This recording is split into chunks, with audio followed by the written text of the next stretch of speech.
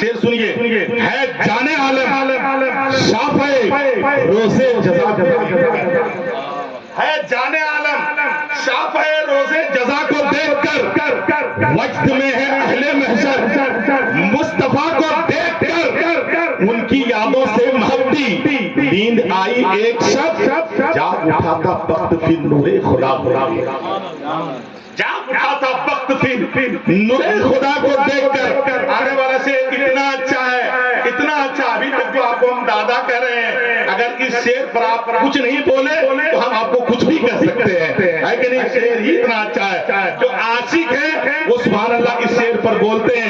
عاشق اب کون ہے اسی سے اندازہ لگا لیجیے گا۔ ہے جانے عالم شافع روزے جزا کو دیکھ کر وقت میں ہے اہل محشر، مصطفیٰ کو دیکھ کر ان کی یادوں سے مہبتی، نیند آئی ایک شب جاگ اٹھا تھا وقت پھر نور خدا کو دیکھ کر۔ اللہ اللہ جنتی حوروں کو یہ کیا ہو گیا، سب نے چہرہ ڈھک لیا بی فاطمہ کو دیکھ کر، سب نے چہرہ ڈھک لیا بی فاطمہ کو دیکھ کر، سب نے چہرہ ڈھک لیا بی فاطمہ کو دیکھ کر۔ آئیے ہندوستان کے یہاں سے وہ کوہ نور ہیرا حضرت علامہ صدام جامی کا استقبال کے لیے تیار ہو جائیے، جن کی سینے کی گفتگو سننے کے لئے بعد بہت سے بھٹکے ہوئے انسان راہ مستقیم پر چلنے لگے ہیں۔ میں چاہتا ہوں کہ اپنا اس اچھے خطیب، علاقے کے شاندار خطیب، علاقے کے بہت عظیم خطیب حضرت علامہ صدام حسین جامی کے استقبال کے لیے تیار ہو جائیے۔ میں نعرہ لگاتا ہوں، آپ جواب دیجئے، نعرہ تکبیر۔ ایمانداری اور دیانتداری کے ساتھ کم عمر میں پورے ہندوستان میں آپ کی پذیرائی یہ کرتے ہوئے نظر آتے ہیں۔ آپ کے طرف سے یہ پورے ہندوستان میں اپنے آپ کو لوگوں تک پیش کر کے آپ کی یہ پہچان بنے پورے ہندوستان میں اس وقت یہ پھرتے ہیں، تو ظاہر سی بات ہے جب آپ سے یہ محبت کرتے ہیں آپ بھی ان سے محبت کرتے ہوں گے، یہ ثبوت ہم کو اس وقت ملنا چاہیے، ہے کہ نہیں حضرت؟ نعرہ تکبیر، نعرہ رسالت، علماء اہل سنت، مسلک اعلیٰ حضرت گلے میں پیاز کا صحرا سمیت لیتا ہے، جو ایک مشک میں دریا سمیت لیتا ہے، مہاج جنگ سے آتی ہے جب صدائے جہاد، فقیر اپنا مسلح سمیت لیتا ہے۔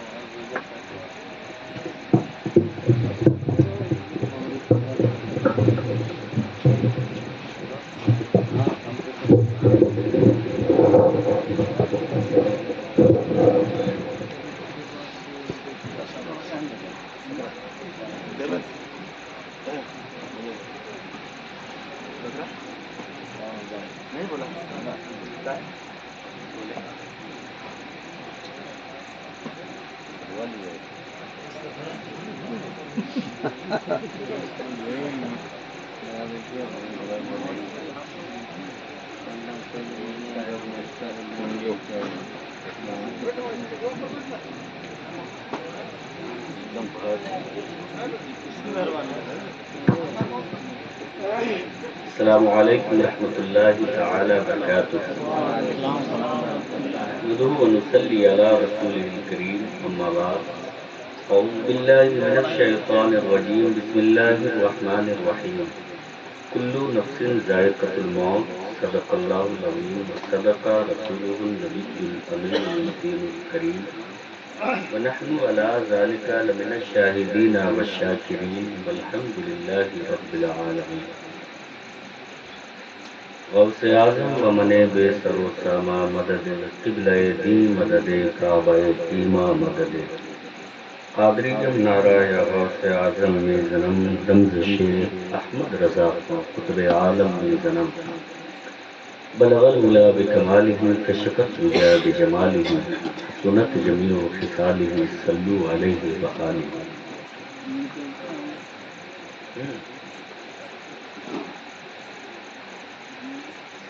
آئیے کچھ عرض و معروف سے قبل آقائے نامدار، مدینے کے تاجدار، صبح کائنات کے شمس الضحیٰ، شام کائنات کے بدر الدجیٰ، جناب محمد عربی روح فدا صلی اللہ تعالی علیہ وسلم کے بارگاہ بے پناہ میں عقیدت و احترام کے ساتھ درود پاک کا تحفہ پیش کیجیے. پڑھیے بآواز بلند اللہم صلی علی سیدنا شفیعنا حبیبنا طبیبنا مولانا ملجانا محمد بارک صلو علیہ صلاۃ و سلام علیک یا رسول اللہ صلی اللہ تعالی علیہ وسلم. قابل مبارکباد ہیں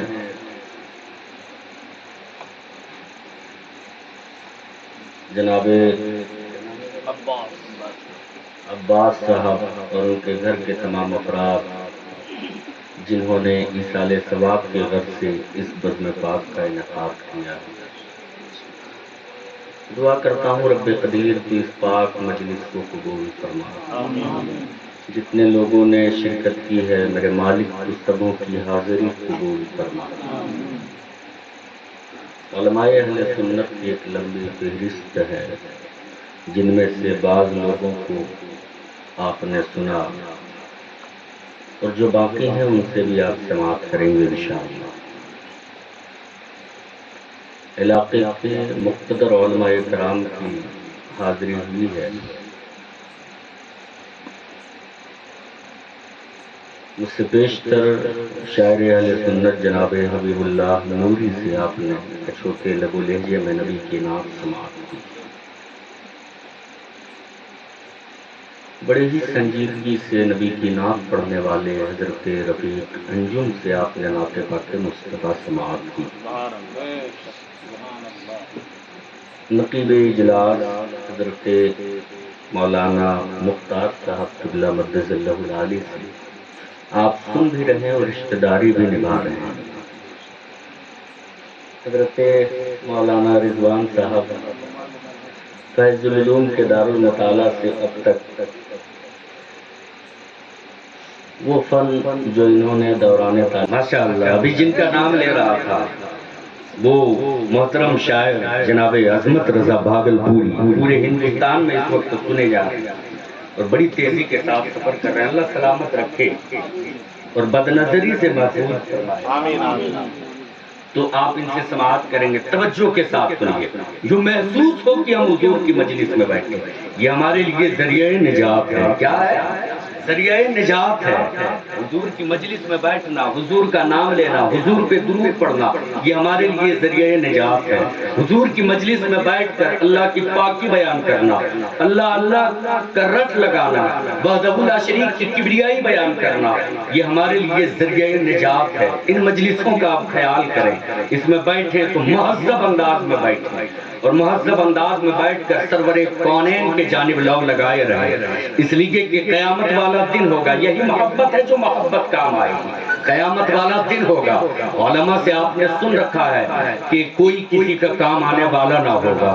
دنیا میں ہی جب کوئی مصیبت میں پڑ جاتا ہے تو شاید کوئی اس مصیبت میں پڑنے والے انسان کا کام آتا ہے. کئی چوکھٹ کئی در پہ بھٹکتا ہے تب کوئی اس کی سنتا ہے, ورنہ آج کی تاریخ میں کون کس کی سنتا ہے؟ ذرا دیکھیے تو کسی کو 1 لاکھ کی ضرورت ہے, 5 لاکھ کی ضرورت ہے, نہ جانے کہاں کہاں کی ٹھوکریں کھاتا ہے, نہ جانے وہ کہاں کہاں بھٹکتا ہے. تب وہ انتظام کرتا ہے, بہت ساری کوششیں کرتا ہے, بہت لوگوں سے گریہ گزاری کرتا, مانگتا ہے. جب بھی لوگ دینا نہیں چاہتے, جبکہ دنیا کی یہ نعمتیں کوئی حیثیت نہیں رکھتی ہے آخرت کی نعمتوں کے سامنے. دنیا کی نعمتیں کوئی حیثیت نہیں رکھتی ہے آخرت کی نعمتوں کے سامنے. روایتوں میں یہ آیا ہے کہ اگر رب کے نزدیک دنیا کی نعمتیں حیثیت رکھتی مچھر کے پر کے برابر بھی تو کفار اس سے پانی بھی نہیں پی پاتے, کفار کو پانی بھی نصیب نہیں ہوتا. میرے ملت کے نوجوانوں اس سے سمجھ میں آتا ہے کہ دنیا کی نعمتوں کی کوئی حیثیت نہیں ہے. جب ان نعمتوں کو کوئی مانگتا ہے کسی سے, دینے والا دیتا نہیں ہے. جب کوئی دیتا تو 1000 بار کوشش کرتا ہے, تب اس کی خیر گیری کرتا ہے, تب اسے کچھ اپنے دولت کے خزانے سے دے دیتا ہے. جب دنیا میں کوئی کسی کو کچھ دینا نہیں چاہتا ہے, پھر آخرت میں کون ہوگا جو اپنی نیکی کسی کو دے دے گا؟ وہ قیامت والا دن ہوگا، بڑا ہی پرفتن وقت ہوگا، بڑی بھیانک گھڑی ہوگی، کوئی کسی کا مددگار نہ ہوگا، کوئی کسی کا یار نہ ہوگا، بھائی اپنے بھائی کو دیکھ کے بھاگیں گے، باپ اپنے بیٹے کو دیکھ کر، بیٹا اپنے باپ کو دیکھ کر، اس پرفتن وقت میں ایک دوسرے جاننے والے کو دیکھ کر جاننے والا بھاگیں گے، کہیں ہم سے کچھ مانگ نہ لے، کہیں ہم سے کچھ طلب نہ کر لے، کہیں بھیانک گھڑی میں ہم سے کچھ مطالبہ نہ کر لے، اس لیے ایک دوسرے سے منہ چھپاتے پھریں گے۔ ایسی بھیانک گھڑی ہوگی کہ لوگ اپنے ہی گناہوں کی وجہ سے اپنے ہی پسینے میں کوئی گھٹنوں تک ڈوبے ہوں گے، کوئی گھٹنوں تک ڈوبے ہوں گے، کوئی ناک تک ڈوبے ہوں گے، کوئی پیشانی تک ڈوبے ہوں گے، یعنی نفسا نفسی کا عالم ہوگا، کوئی کسی کا مددگار نہ ہوگا، کوئی کسی کا یار نہ ہوگا، کوئی کسی کا کام آنے والا نہ ہوگا۔ ایسی بھیانک گھڑی میں جب کوئی کسی کا مددگار نہ ہوگا، کوئی کسی کا یار نہ ہوگا، ایک ذات گرامی ہوگی جس کے سر پہ شفاعت کبریٰ کا تاج پہنایا جائے گا، وہ کوئی اور نہیں، وہ آمنہ کے لال کی ذات ہوگی، وہ مصطفیٰ جان رحمت کی ذات ہوگی، وہ اللہ کے حبیب کی ذات ہوگی۔ اور جب نبی رحمت شفاعت کبریٰ کا تاج پہنے اہل محشر کے درمیان تشریف لائیں گے تو کس حال میں تشریف لائیں گے؟ سرکار اعلیٰ حضرت کچھ جو نشہ کھینچتے ہیں پیش مصطفیٰ شفاعت کا سناتے جائیں گے، یا رسول اللہ آپ روتے جائیں گے، ہم کو روتے جائیں گے، روتے جائیں گے۔ نعرہ رسالت، علماء اہل سنت، مسلک اعلی حضرت، نعرہ تکبیر، نعرہ رسالت۔ پھر لوگ کہتے ہیں کہ حضور کتنے گناہگاروں کی مغفرت کروائیں گے، کتنے گناہگاروں کی بخشش کروائیں گے، کتنوں کی خطائیں معاف کروائیں گے۔ لوگ یہ سوال کرتے ہیں نا، سوال کرنے والوں سے یہ کہہ دیجئے کہ میرے اعلیٰ حضرت کی تحقیق یہ کہتی ہے، میرے اعلیٰ حضرت کی تحقیق یہ کہتی ہے، تم کہتے ہو کتنوں کی مغفرت کروائیں گے، کتنوں کی بخشش کروائیں گے، تو سن، وسعتیں دی ہیں خدا نے، دامن محبوب کو جرم کھلتے جائیں گے اور وہ چھپاتے جائیں گے، جرم کھلتے جائیں گے اور وہ چھپاتے جائیں گے۔ تو ہمارے آقا ہی ہمارے مسیحا ہیں، ہمارے اعمال اس قابل نہیں ہیں کہ ہم اپنے اعمال پہ ناز کریں۔ ہم نے کتنی نمازیں پڑھی ہیں، ہم نے کتنے روزے رکھے ہیں۔ وہ صحابہ جو راتوں دن اس حالت میں گزارتے کہ مصطفیٰ جان رحمت صلی اللہ علیہ وسلم کی بارگاہ میں حاضری لگاتے تو نبی کی رحمت کے چہرے انور کی زیارت کرتے رہتے اور کہتے فدا کا امی و ابی یا رسول اللہ، میرے ماں باپ آپ پہ قربان یا رسول اللہ۔ وہ صحابہ جو کبھی کہتے یا رسول اللہ ہمیں جو حکم دے، آپ کے حکم پہ ہم اپنے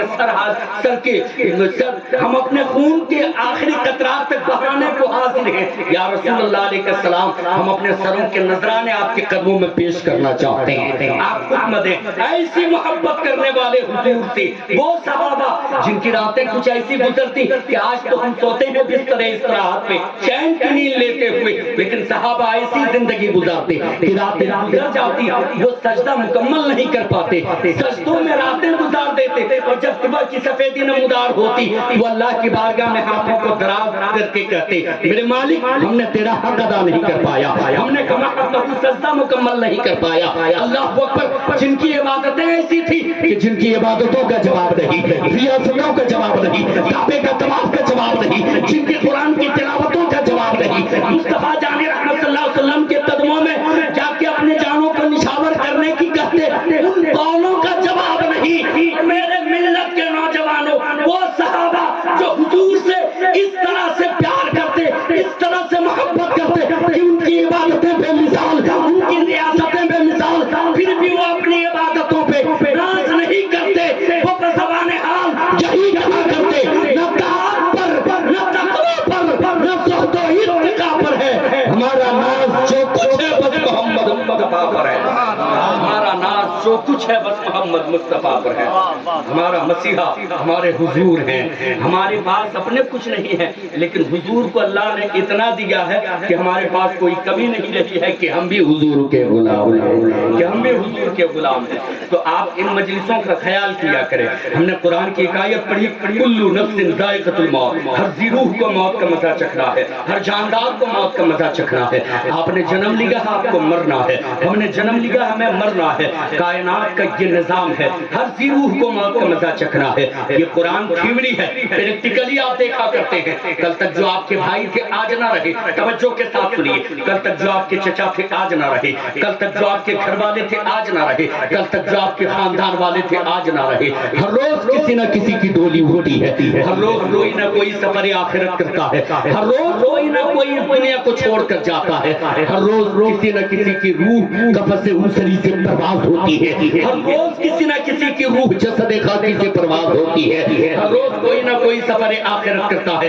آپ نے پریکٹیکلی دیکھا ہوگا. ہم نے عالم تصور میں سوال کیا, میرے مالک تیری مشیت سمجھ نہ آئی, تیری مشیت سمجھ نہ آئی, جب تو نے زندگی دی ہے پھر تو نے موت کیوں دیا ہے؟ تو اللہ تبارک و تعالیٰ فرماتا ہے ہم نے زندگی اور موت کو اس لیے پیدا کیا ہے تاکہ انسان اس سے سبق حاصل کرے, انسان اس سے عبرت حاصل کرے. میرے ملت کے نوجوانوں, موت کو اللہ نے عبرت حاصل کرنے کے لیے پیدا کیا ہے, سبق حاصل کرنے پیدا کیا ہے. لیکن آج ہم نے کتنا سبق حاصل کیا ہے, آج ہم نے موت سے کتنا عبرت حاصل کیا ہے. ہم نے اپنی آنکھوں سے دیکھا ہے جب کسی کا انتقال ہو جاتا ہے, ہمارے محلے میں جب کوئی سفر آخرت کر جاتا ہے, جد و نواز سے لوگ آتے ہیں, چہرے کی زیارت کے لیے آتے ہیں, کفن ہٹا ہٹا کر چہرے کی زیارت کرتے ہیں, چادر ڈھکی ہو تو چادر ہٹا ہٹا کر چہرے کی زیارت کرتے ہیں. لیکن اس محفل میں ہم نے دیکھا ہے جب کوئی سفر آخرت کر رہا ہوتا ہے, وہی اسی مجلس میں جب کسی کی شرکت ہوتی ہے, چاہیے تو یہ تھا کہ وہاں حاضری لگانے کے بعد اپنے موت کے حوالے سے سوچتے, اس لیے کہ وہ عبرت حاصل کرنے کی جگہ تھی, وہ سبق حاصل کرنے کی جگہ تھی. لیکن آج کل لوگوں نے اپنے رویے کو کچھ اس طرح سے بنا لیا ہے, اپنے آپ کو کچھ اس طرز پر لوگوں نے ڈھال لیا ہے کہ جب لوگ کسی کی میت پہ اکٹھا ہوتے ہیں وہاں پہ بھی کوئی ٹھیکے کی بات کرتے ہیں, کوئی نقصان کی بات کرتے ہیں, کوئی فائدے کی بات کرتے ہیں, کوئی کسی کی غیبت کرتے ہیں, کوئی کسی کی چغلی کرتے ہیں. وہاں جانے کے بعد بھی نہ جانے کیسی کیسی باتوں میں الجھے رہتے ہیں, جبکہ ہونا تو یہ چاہیے تھا کہ اس جانے والے کو دیکھ کر کبھی اس کے بچپنے کو یاد کرتے, کبھی اس کی جوانی کو یاد کرتے, کبھی یہ سوچتے دیکھ یہ کتنا مجبور پڑا ہے, اسے بھی آپ چار کاندھے کی ضرورت پیش آ گئی ہے, یہ خود سے اپنے آخری منزل تک نہیں پہنچ پا رہا ہے. دیکھ یہ کتنا مجبور پڑا ہے, یہ کتنا لاچار پڑا ہے. چاروں ہاتھ چاروں پیر ہیں, یہ دونوں پیر ہیں, دونوں ہاتھ ہیں, دونوں کان ہیں, لیکن دیکھ کانوں میں سننے کی طاقت نہیں ہے, ناک میں سونگنے کی طاقت باقی نہیں ہے, پیروں میں چلنے کی طاقت باقی نہیں ہے, ہاتھوں میں پکڑنے کی صلاحیت باقی نہیں ہے. دیکھ کہ وہی ہے جو جب گلیوں سے گزرا کرتا تھا لوگ دیکھ کے سیلوٹ کیا کرتے تھے, سلام کیا کرتے تھے, لیکن دیکھ کتنا مجبور پڑا ہے کہ خود سے اپنی قبر تک نہیں پہنچ پا رہا ہے, خود سے اپنی آخری منزل تک نہیں پہنچ پا رہا ہے. میرے ملت کے نوجوانوں, جب اس کے بچپنے کو یاد کرتے, اس کی جوانی کو یاد کرتے, اس کی عزت کو یاد کرتے, پھر آپ کو اپنی جوانی یاد آتی, اپنا بچپنا یاد آتا, اپنی عزت یاد آتی, پھر اسی بے کسی کو دیکھ کر, بے بسی کو دیکھ کر اپنی موت آپ کو یاد آتی. اور جب آپ اپنی موت یاد کر لیتے, کامیابی کے پہلے سینے پہ آپ قدم رکھ دیتے. اس لیے کہ کامیاب وہ ہوتا ہے جو اپنی موت کو یاد کرتا ہے, اس لیے کہ جو اپنی موت کو اپنی حیات میں یاد کرتا رہتا ہے وہ رات کی تاریکی میں بھی گناہ سے بچتا ہے, دن کے اجالے میں بھی گناہ سے بچتا ہے. لیکن آج ویسی مجلسوں میں جانے کے باوجود ہم نے موت کو یاد نہ کیا, ہم نے موت کو ایک جملہ سمجھ لیا. آخری 2-3 منٹ میں میری باتیں سن لیجئے توجہ کے ساتھ. ہم نے